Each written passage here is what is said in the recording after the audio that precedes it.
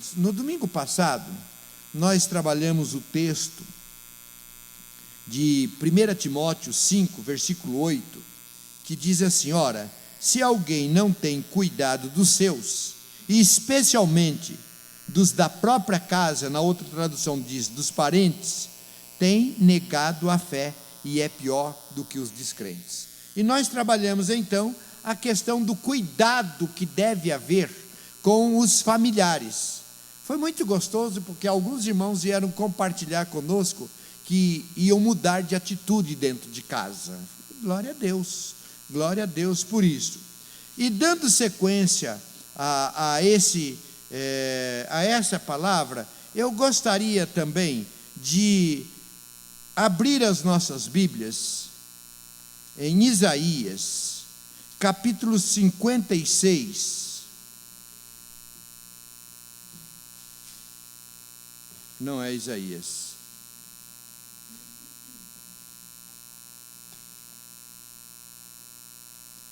É Gálatas. Gálatas capítulo 6. É pertinho. Gálatas capítulo 6, versículo 10.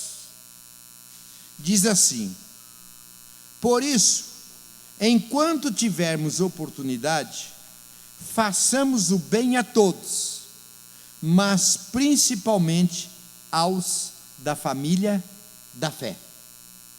Muito bem, queridos, se na semana passada nós falamos sobre os cuidados para com os de casa, com os parentes, hoje eu gostaria de conversar um pouquinho com os irmãos sobre o cuidado que nós devemos ter para com os irmãos, para com os da família cristã. E eu gostaria de dar como tema: vivendo os privilégios de se pertencer à família cristã. É um privilégio. Por quê? Eu gostaria de ver primeiro o contexto de Gálatas. A carta de Gálatas foi escrita pelo apóstolo Paulo. É conhecida, estas cartas paulinas são conhecidas como cartas doutrinárias.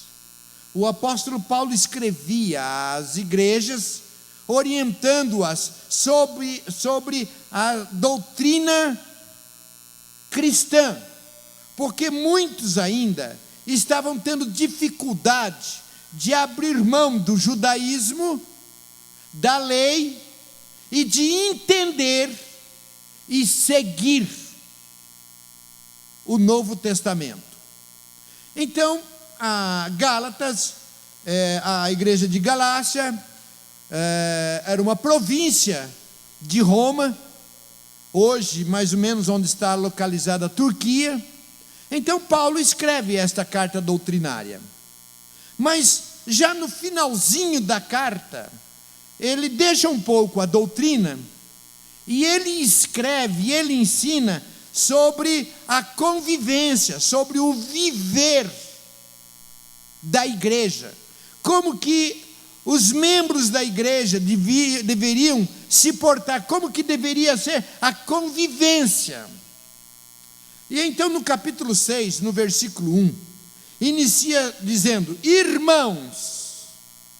Isto quer dizer que ele estava escrevendo aos crentes, aos membros daquela igreja, à igreja de Jesus. Não era uma carta escrita a todo mundo, mas tem endereço: irmãos. Então esta carta é escrita para mim, é escrita para você, é escrita para os membros da igreja. E depois ele diz assim: se alguém for surpreendido em alguma falta, irmãos, se alguém for surpreendido em alguma falta, então está dizendo que não deveria, mas é possível que irmãos pequem, é possível que irmãos falhem. E é interessante quando ele diz aqui, se alguém for surpreendido, no português não dá para a gente saber muito bem ao que se refere, mas pelo menos dois entendimentos. Se alguém for pego de surpresa, com a mão na botija, no fraga, se alguém, sabe aquela surpresa, alguém que estava numa falta, numa falha, num pecado, eu vi, eu estou sabendo, olha aí, eu vi. É uma das maneiras de ser entendido, foi pego de surpresa, surpreendido, estava no pecado, na falha, agora, olha só, eu vi. Ou então, também se algum irmão descuidou-se e de repente foi surpreendido, estava envolvido numa falha, numa falta, num pecado. Isso inclusive, queridos, porque o pecado nem sempre ele é assim, ele é planejado, programado. É um perigo porque às vezes irmãos vão brincando, vão caminhando, vão dando lado, vão se deixando, e a hora que vê é surpreendido, está envolvido numa falta, numa falha, num pecado. Então, irmão, se alguém for surpreendido em alguma falta, como nós devemos trabalhar com um irmão que possivelmente se envolva numa falha, numa falta? Isso é importante que a gente entenda, queridos, porque muitas vezes nós não sabemos como lidar. E ele diz assim: vós que sois espirituais, corrigiu. Vós que sois espirituais, corrigiu. Chega junto com esses irmãos. Eu penso que a igreja é um privilégio também, porque eu entendo que todos nós que estamos aqui queremos levar Deus a sério e a vida cristã a sério. Mas se porventura a gente num momento ou no outro fraquejar, nós temos aqui um grupo, senão todos, que estão com o mesmo propósito de levar Deus a sério. Então este grupo, um vai ajudar o outro, vai corrigir, vai falar, vai mostrar. É dessa forma que deve acontecer. Por que ele ensina isto? Porque nós corremos o grande risco de acharmos que esse texto, se alguém for surpreendido, de pensar somente que os outros, que os demais irmãos podem ser surpreendidos. E não nos preparamos que muitas vezes nós mesmos podemos correr nesta falha e nesta falta. E em acontecendo, nós temos um grupo que está conosco. Não para apontar o dedo, para nos jogar pedra, mas para nos corrigir. Por isso, queridos, nós precisamos estar abertos para sermos corrigidos e dispostos a ajudar os irmãos que precisam ser corrigidos. É uma família, e família tem de ter esta liberdade de corrigir. Nós não podemos fazer como que muitas vezes se faz em tantas igrejas, que parece que algumas pessoas têm o prazer de saber que um irmão, que uma irmã deslizou, cometeu uma falha, um pecado. Parece que, consciente ou inconscientemente, parece que tem um prazer de dizer: viu só, olha só. A gente parece que gosta de apontar o erro e saber, principalmente aquele irmão, aquela irmã que está dedicada, parece que é um trunfo dizer: olha, peguei no flagra, olha só, surpreendi aquele irmão. Mas a Bíblia diz que é para corrigir. Hoje de manhã eu disse que às vezes a gente usa até de uma atitude, de uma falsa espiritualidade quanto a este assunto. Ou seja, se a gente fica sabendo de um irmão ou de uma irmã que por um motivo ou outro falhou, pecou, a gente chega e liga para o Joãozinho: Joãozinho, você sabia que o José cometeu um pecado? Olha, eu estou contando só para você orar. ore pelo José, Joãozinho, porque o José cometeu um pecado. Aí o José, o Joãozinho, liga para Mariazinha. Mariazinha, eu estou ligando para você orar em favor do José, porque o José pecou, ele afastou-se, ele cometeu uma falha grande. Então, Mariazinha, ore pelo José. Aí a Mariazinha liga para a Joaninha e fala para a Joaninha: Joaninha, eu estou ligando para você orar pelo José. Aí, queridos, todo mundo fica sabendo de uma fofoca com nome ou desculpa de espiritualidade, orar. Na realidade não é orar nada, fazendo fofoca. O texto diz: se alguém for surpreendido em alguma falha, vós que sois espirituais, corrigiu. Chega para esse irmão, chega nessa irmã e diga: escuta, o que está acontecendo? Eu posso te ajudar? Como que eu posso te ajudar? O que está acontecendo? É dessa forma que está dizendo.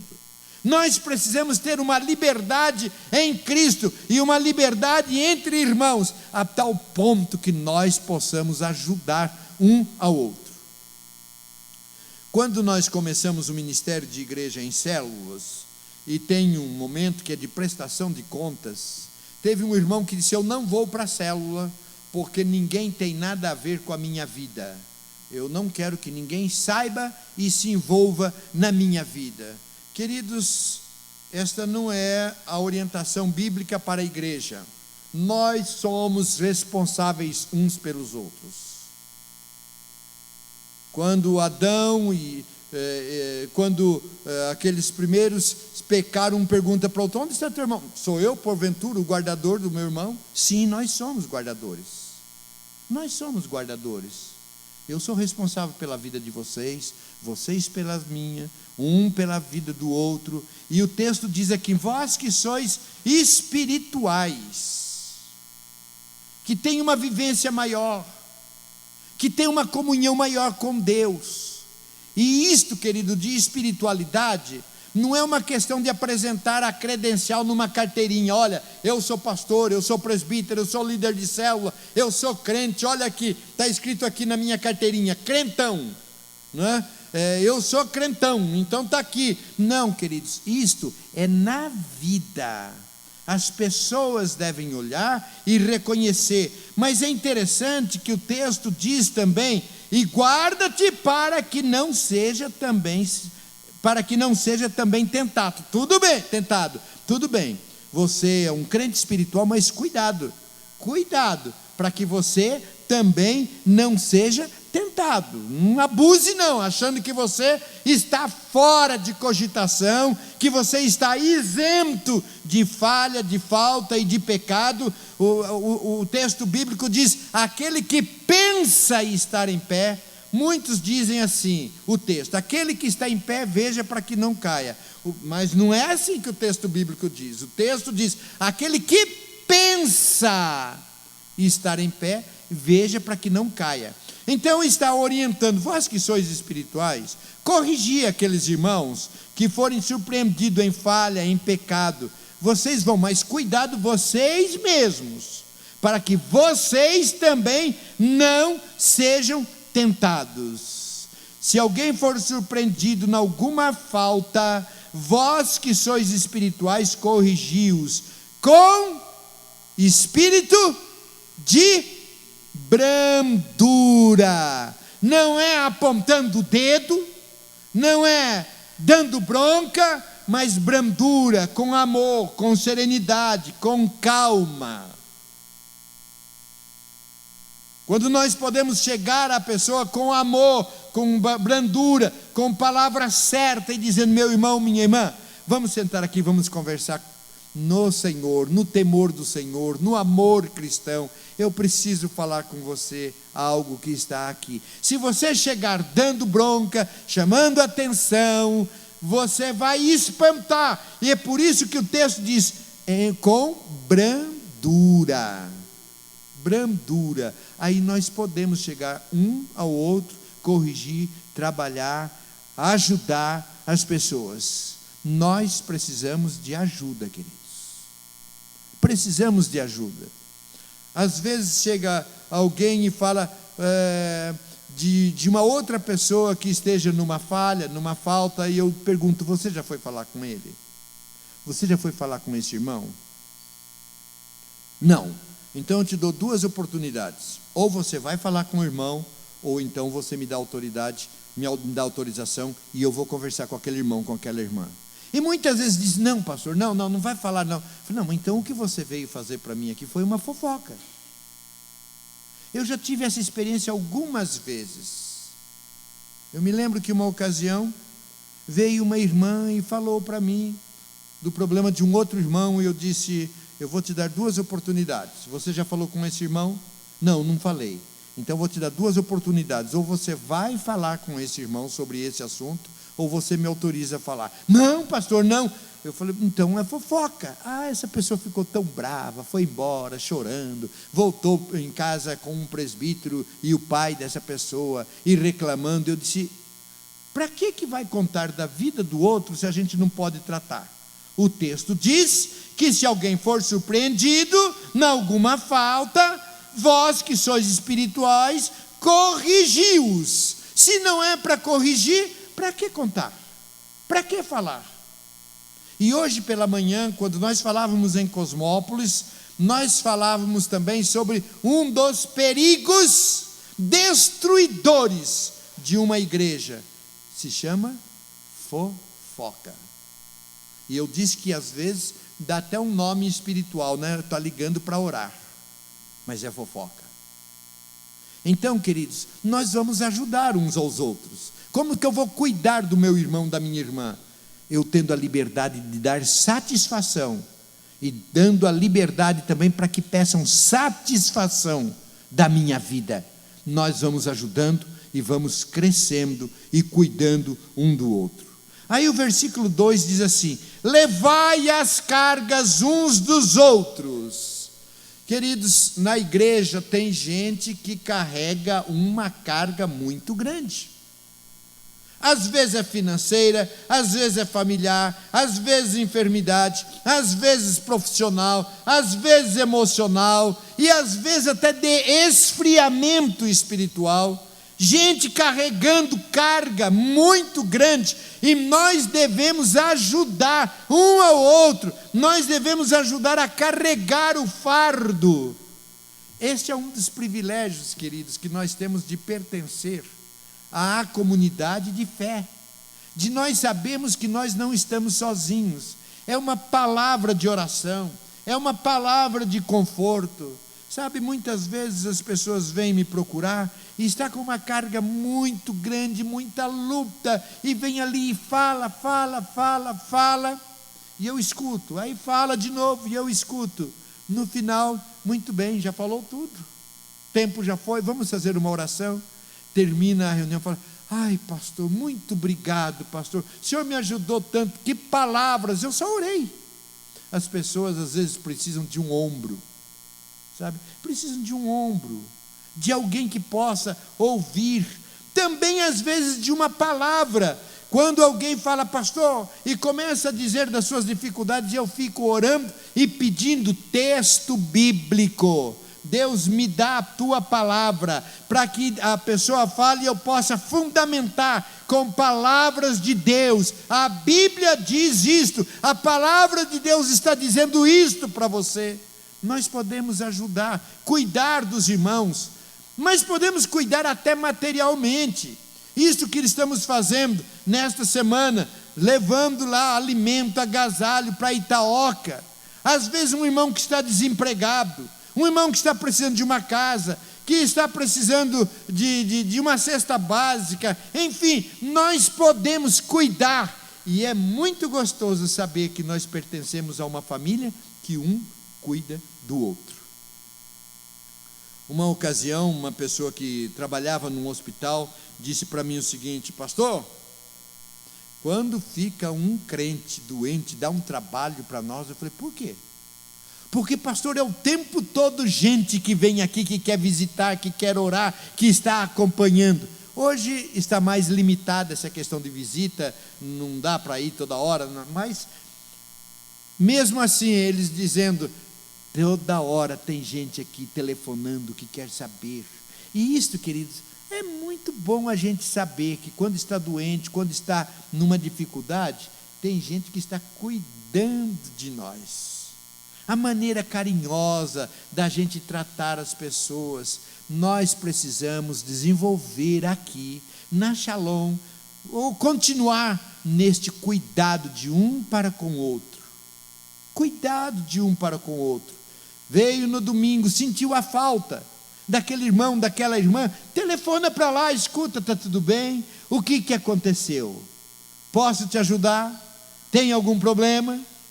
Levai as cargas uns dos outros. O versículo 3, ele reforça lá, quando diz, se alguém for surpreendido em alguma falta, vós que sois espirituais, corrigiu com espírito de brandura, e guarda-te para que não seja também tentado. E o versículo 3, porque se alguém julga ser alguma coisa, não sendo nada, a si mesmo se engana. Então nós precisamos tomar cuidado, queridos, para que nós não tenhamos essa superioridade, nos achando, eu sou mais espiritual, eu sou maior, eu sou melhor, e se achando mais crente do que os outros, e não tolerando. Antigamente, uma pessoa cometia um pecado, uma falha, a primeira coisa que o conselho fazia era se reunir para disciplinar, para cortar, para expulsar da igreja. Hoje nós aprendemos que devemos fazer de tudo para a restauração, para o cuidado. Eu me lembro que uma das igrejas que eu pastoreei, tinha um irmão que era muito rígido, um presbítero muito rígido. E quando acontecia, às vezes, de uma irmã engravidar-se sem ser casada, eu trazia o casal, aconselhava o casal, acompanhava, estava ali junto, fazia de tudo. E muitos casais nós tínhamos e vimos nesse tempo de ministério, restaurando, e hoje são gratos. Obrigado, pastor, pelo cuidado, pela ajuda. Mas este presbítero todas as vezes, não, pastor, está errado, tem que disciplinar, tem que cortar da igreja, porque é um escândalo e tal. Um dia a filha dele engravidou-se.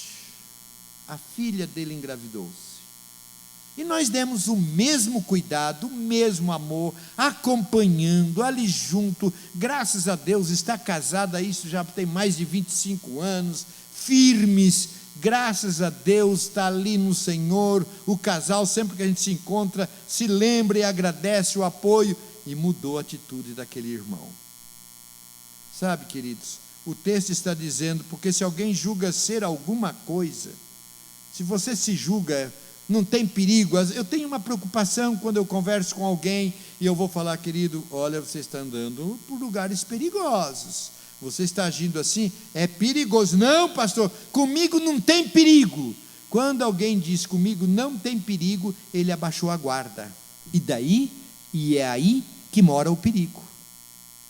Nós devemos constantemente olhar, ver que nós precisamos de cuidado, de cuidar da nossa vida, para que nós mesmos estejamos preparados para ajudar outras pessoas. Depois ele segue no versículo 6, ele diz, mas aquele que está sendo instruído na palavra, faça participante de todas as coisas boas, aquele que o instrui. Reconheça aquele que instrui. Reconheça aquele que está ajudando. Sabe por quê? Às vezes a gente fica bravo. Até para ajudar é difícil, até para cuidar é difícil.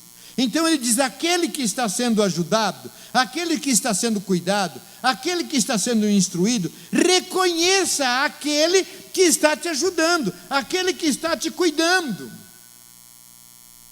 A gente precisa, queridos, se preparar para duas coisas. Primeiro, para aceitar ser cuidado, aceitar ser corrigido, aceitar ser instruído. Às vezes a gente tem uma dificuldade tão grande. Quem é você para me dizer isso? Pode não falar, mas pensa. Quem é você? Eu cuido da minha vida.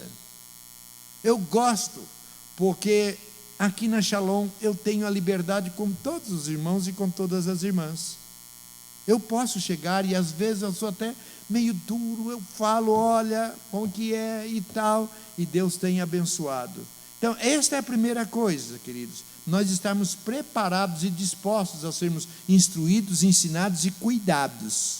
Mas também, queridos, prepararmos-nos para cuidar, para instruir, para ajudar, jamais a fofoca, mas chegar na pessoa, meu amado, minha querida, no que eu posso te ajudar? Olha, vamos orar sobre esse assunto.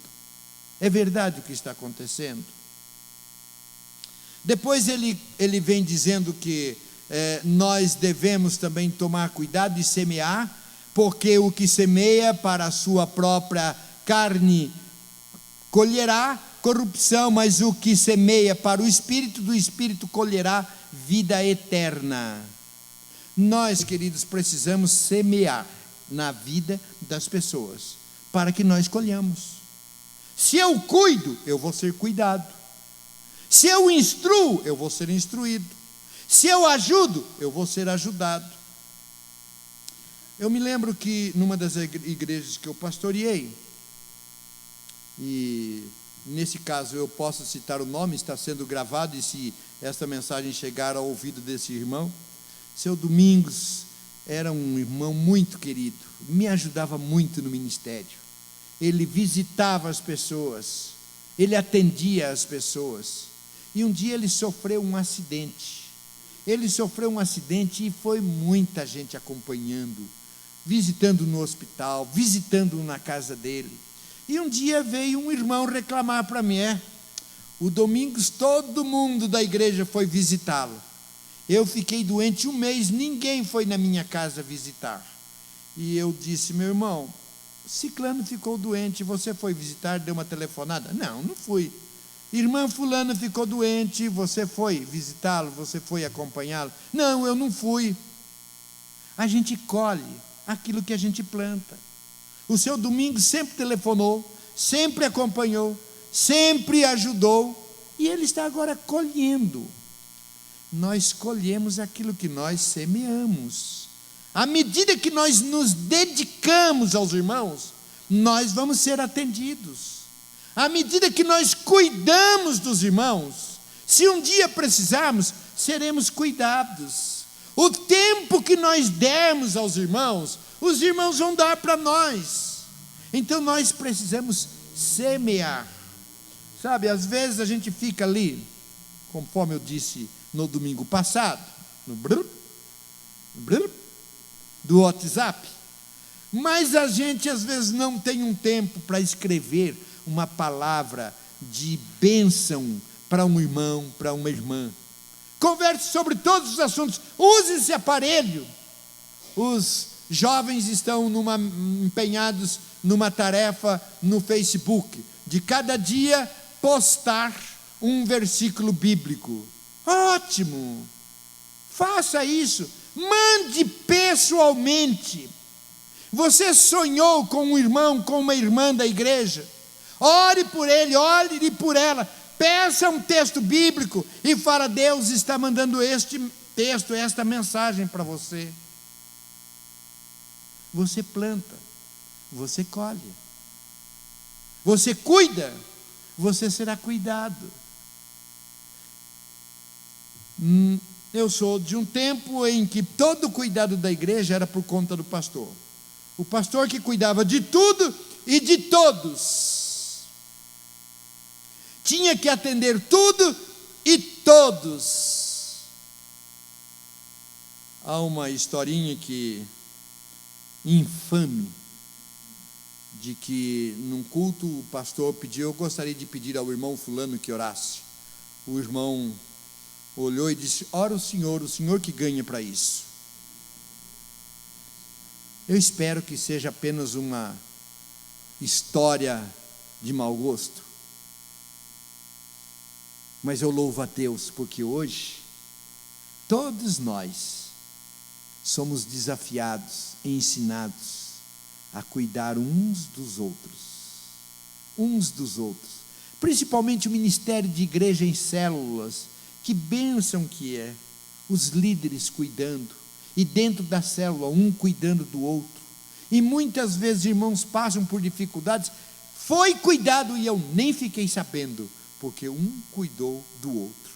Nós somos sacerdotes. E o texto continua, e terminando, ele diz assim no versículo 9, e não nos cansemos de fazer o bem, e não nos cansemos. Eu vou ler novamente, não nos cansemos. Sabe por quê? Porque às vezes a gente, cansei, eu já ajudei, eu já falei, eu já cuidei, eu já disse tanta coisa, cansei. E o texto diz, não nos cansemos, não nos cansemos. Tem irmãos que são mais trabalhosos, tem gente que é mais trabalhoso. Dentro de casa é assim. Pode até ser que o mais trabalhoso sejamos nós mesmos. Então o texto está dizendo, não nos cansemos de fazer o bem. Não vou desistir.